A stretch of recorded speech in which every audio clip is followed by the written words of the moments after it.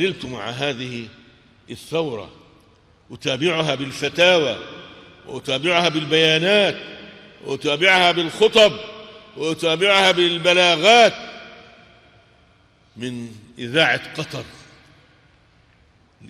قطر وتلفزيون قطر وجزيرة قطر التي وقفت مع هذه الثورات، كل الثورات، ثورة تونس وثورة مصر وثورة ليبيا وثورة اليمن وثورة سوريا، ثورات الربيع العربي كلها وقفت معها قطر بإذاعاتها وتلفزيونها وبمالها وبرجالها. والحمد لله أنا وإخواني من العلماء في هذا البلد الطيب الذي سيذكره التاريخ وسيذكره الله قبل التاريخ وقبل الناس. الله يعرف موقف هذا البلد، كيف ناصر هذه الثورات.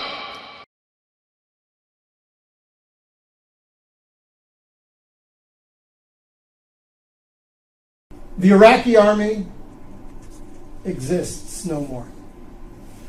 The Syrian army is down to at least 50% of its size of 2 years ago. The Egyptian army, all of its 14 divisions, maybe 7 are in any way active, not corroded, corrupt, falling apart. The Arab military threat to Israel has evaporated. Arab societies, as you all know, from Libya and Tunisia through Egypt to Syria, and it'll yet, unfortunately, come to Jordan, are so convulsed with internal conflict that for the next 2 to 3 to 4 decades, they are going to be racked by such internal tensions and such internal economic disparities and needs that their ability to mount a coordinated offensive against Israel in the conventional military sense is simply gone. It's gone. It's gone.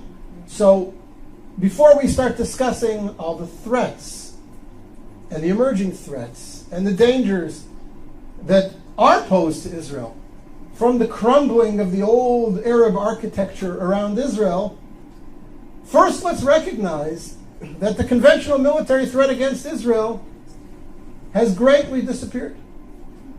And that is a net gain for Israel. It has tremendous long-term significance. Now, we all know that there are new threats emerging. What was the authoritarian control over countries like Egypt, where the security services had penetrated every element in society. You couldn't burp, you couldn't breathe, you couldn't blow your nose without somebody in the security services knowing about it. That's all gone.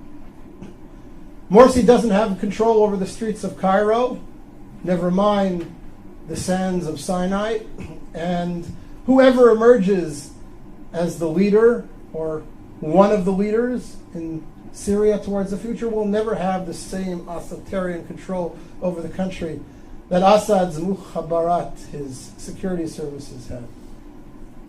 So that creates potential for great conflict. We all know about the threat of weapon stocks, missiles spreading all over, new weapon systems coming into the region, whether it be from Iran or from Russia.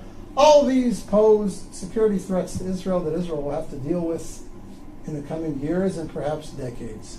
But the conventional military threat, the Israeli fear that the combined armies of Egypt, Iraq, Syria are going to mount a coordinated offensive like they did in the Yom Kippur War against Israel, that's gone. That's gone, thank God, it's gone. And therefore I say to you, again, Israel is winning.